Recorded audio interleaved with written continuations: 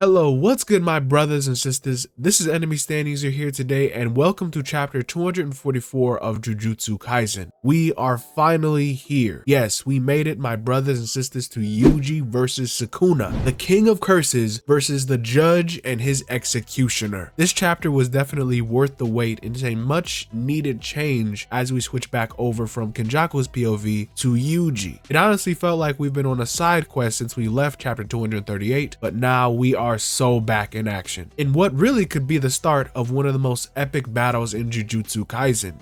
This is round 3 for the Battle of Shinjuku. And to start off the chapter, we get a preview of Yuji and Haguruma dropping in down on Sukuna. The actual chapter opens with a flashback of everyone in a type of war room setting as the sorcerers discuss their strategy against Sukuna and Kenjaku. Kusakabe explains that when Gojo dies or he loses, Yuta will deal the final blow on Kenjaku while he's busy with Takaba. And Yuta has to hurry back fast because they need all the help that they can have against Sukuna. However, they still need to be selective in who participates. Something I found funny is how Kashimo questions their whole strategy since they should go all out including everyone, yet Kashimo makes it clear that I'm the first one to fight Sukuna after Gojo. And I swear every time he talks, I always think about how Kashimo entered the fight with Sukuna, got excited that he got a couple of hits in, Sukuna transforms and freaking no-diffs him as Kashimo gets his own afterlife scene in the span of one chapter. Let it be known that Kashimo's legacy is that of being a waffle and being a farmer. Nonetheless, Kusakabe throws more shade at him because what's the point of sending someone to the front lines that instantly gets killed and contributes nothing? Kashimo was truly delusional, and it's amazing that I even had stocks in him. Worse yet, Kusakabe says Miwa is in the same kind of boat. And I guess Kusakabe is her teacher, so he can really give her some harsh criticism. But he says not only does she lack power, but at Shibuya against Kenjaku, she made a self-imposed binding vow to never swing a katana again. And you guys already know what happened. Miwa gave her entire future for that one attack, and Kenjaku caught the sword barehanded and broke it. Useless Miwa strikes again. Gege, he does a lot of characters dirty, but my guy really locks in when it comes to some of these JJK girls. I see some theories that maybe Miwa can learn something else or stay relevant another type of way, but the katana is really all she knows. That was her life and her future when developing her skills, and now we'd expect Miwa to start from scratch all over again? Even at her best, it was fodder. And I know this is God King Miwa, but at the end of the day, this is still just useless Miwa. Hopefully she isn't totally irrelevant as we enter the end of the series. We still don't know what at all was going on in that little Sendai scene after Yuta segment, but even Miwa is just kind of okay with being a nobody, so we're just gonna have to see as we go throughout the series. Regardless though, with Kenjaku's plan to merge all the humans and Tengen, humanity may end, but sorcerers are still able to reject that merger, so they are able to survive. However, due to the Calling Game rule number 14, Kenjaku has to kill every remaining Calling Game player besides Geto and Megumi as a condition for the merger to commence. It is unclear what happens if Kenjaku dies as we saw last chapter, but we will see the result of that soon. I think that with Kenjaku's plan in mind, the merger will still commence anyway. Surprisingly though, Kamo is here too. I almost thought Gege forgot about him. However, Kamo sees the situation that they're up against and says that he is out. He's just not built for this, and he will make sure that his family is safe and they may just head overseas. No one really blames Kamo for it though, because it'd really be amazing if anyone could help in these circumstances in the first place. Only people who are willing to sacrifice their life or people who have reverse curse technique are the ones who are going to actually battle. Everyone else is sitting out or they're just there for support. Also at this point, Yuji thanked Kamo for teaching him about all that stuff and said Chozo was a bad teacher. The only thing Chozo and Kamo have in common is that they both use blood manipulation. So I'm 90% certain that Yuji's new technique or ability will also incorporate the blood manipulation curse technique. Yuji ate the death painting curse wombs and likely inherited their power in some type of way. Low-key, this little scene alone is one of the biggest indications of Yuji's new power, and it's a pretty good reason for Kamo to have contributed something in the story and stay kind of relevant, because as soon as bro saw Chozo switch sides and the mission was not mandatory, he said, "Say less, I am out of here," and honestly that's probably the smartest move. Higuruma says he will go after Kashimo is done, and of course Kashimo is still waffling about fighting Sukuna and getting triggered because everyone thinks that he'd lose anyway, which was actually true, making it even funnier. But Higuruma can still confiscate Sukuna's curse technique, and if Sukuna gets the death penalty, then Higuruma will also be able to use the Executioner's Sword for a one-hit kill technique. The only problem is that the confiscate and the death penalty are uncertain, and Judgment will randomly pick a crime from Sukuna's record, so they take the time to go over Sukuna's various crimes throughout the story.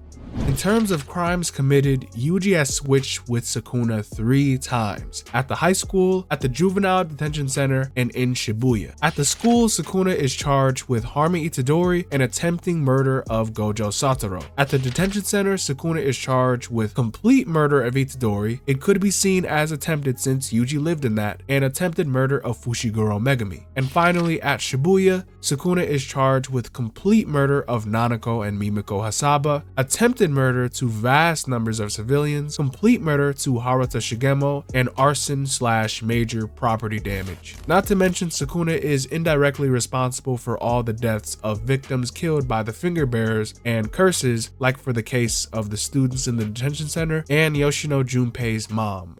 Despite all of these charges, as soon as I read attempted murder in Shibuya and how Higuruma said this case would be difficult, I knew Sukuna's own case would be on some BS. It'd be like a kangaroo court, because while Sukuna is entirely at fault, Higuruma will actually have a problem convicting Sukuna because of how his curse technique views the charges. Just as an example, Higuruma states, if you kill one person, it's 10 to 15 years. If you kill 2 people, you get life in prison or the death penalty. If you kill 3 or more, it's the death penalty, and that's usually how it works under the Japanese justice system. Those are under normal circumstances. Sukuna would be charged for his crimes and get the death penalty on the spot. However, with Higuruma's curse technique, it raises each individual crime for persecution, and all of his petty crimes will cover over all of the serious ones. Like, you can stab someone and be prosecuted with harm and attempted murder, but it could also be property damage because the clothes are ripped, and there's a chance that Judge Man could charge Sukuna with property damage instead of mass murder in Shibuya for that specific reason, and it's crazy. And even from Sukuna's crimes from over 1,000 years ago, we know Sukuna was absolutely terrible. He was a pretty bad boy. Higuruma still is not sure that he could charge Sukuna because of how convoluted the statute of limitations are and how they apply to Sukuna. Sukuna's crimes against humanity are countless, and Higuruma's curse technique will just pick a random crime from the record, and it's up in the air how applicable those charges would be in the first place. Higuruma estimates there's just about a 30% chance that they could even reach a ruling of a death penalty, which, if you think about it, that's really effed up considering Sukuna is solely responsible for all of his crimes. Yet Judge Man might actually let Sukuna have a real chance of defending himself. When they actually convict Sukuna though, confiscation might take only one curse technique, and Sukuna also possesses the 10 Shadows technique. So at this point, the sorcerers are just going through all of these mental gymnastics and these different scenarios, so they'll just take what they can get, whatever it is against Sukuna, albeit confiscation or the death penalty. However, just then, Yuji comes up with an actual idea and a strategy to give Sukuna the death penalty guaranteed. Finally, we make it to the main battle in real time. From far away, Meimei and Momo are at a safe distance as Meimei explains her Black Bird ability as they attack Sukuna. Bird Strike apparently can be defeated against sorcerers like Gojo, Kenjaku, and Sukuna, but she concludes that since everyone dodges it, then it may actually do damage to some degree or something like that. Nonetheless, the crows serve as a mere distraction, so Higuruma can make his move, slamming the ground near Sukuna, and both him and Yuji are pressuring Sukuna. But before he could launch another attack, Haguruma binds one of Sukuna's arms, giving Yuji an opening to close in and punch Sukuna, which Sukuna still had to block with the other 3 arms. However, he noticed something is very strange about Yuji's attack, and he got a little shook over it. This either hints at Yuji's arms ability or Yuji's own physical prowess. Whatever it is, Haguruma was able to trap all of them in his deadly sentencing domain expansion.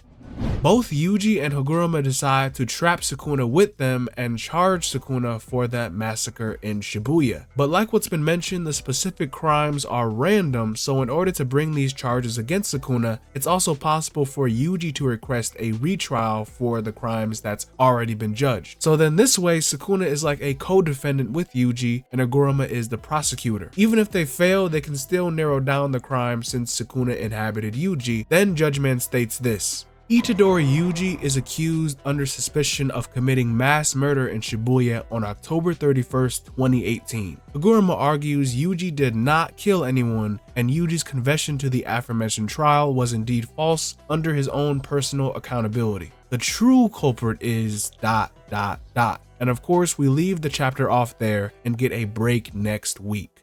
Obviously, Haguruma has to mean Sukuna. The only problem is the amount of ways Sukuna could turn this case against him, because look at this guy. No one expected Sukuna to also have the strongest legal defense in history too. But for real, he's going to hit them with the Uno reverse card. Whatever absolute diabolical gaslighting you can think of, do not put it past Sukuna to try it. And don't at all be surprised when he makes an actual case for himself and it works out, because at the end of the day, Sukuna also does have the plot with him. I mean, just imagine literally being the most evil thing in history and only having a 30% chance to actually get convicted. That's how you know you're Gege's favorite. This guy eats women and children, and Judge Man would probably charge him with public disturbance. Bruh. However, this was a really cool chapter. We got to see a lot of character interactions and it was very dialogue heavy, but it was actual meaningful content that contributed to the overall story. In my opinion, I enjoy it a lot better than Takaba's jokes over the last weeks, but to each their own. Comment below, how will Sukuna escape the allegations and just what will he do? I think even if Haguruma gets the sword, Sukuna will just live somehow or survive it, because you know at this point a one shot is just too convenient, which is ironic considering Sukuna could probably one shot them with this mantle. But most of you guys know by now Sukuna has a huge impact on the series and his downfall will come with a lot of weight and probably some serious character deaths as well. But we will see, and I'll see you guys in the next one. Remember to like and subscribe for more content like this. You awesome brothers and sisters, take care, and I'll see you guys. Bye-bye.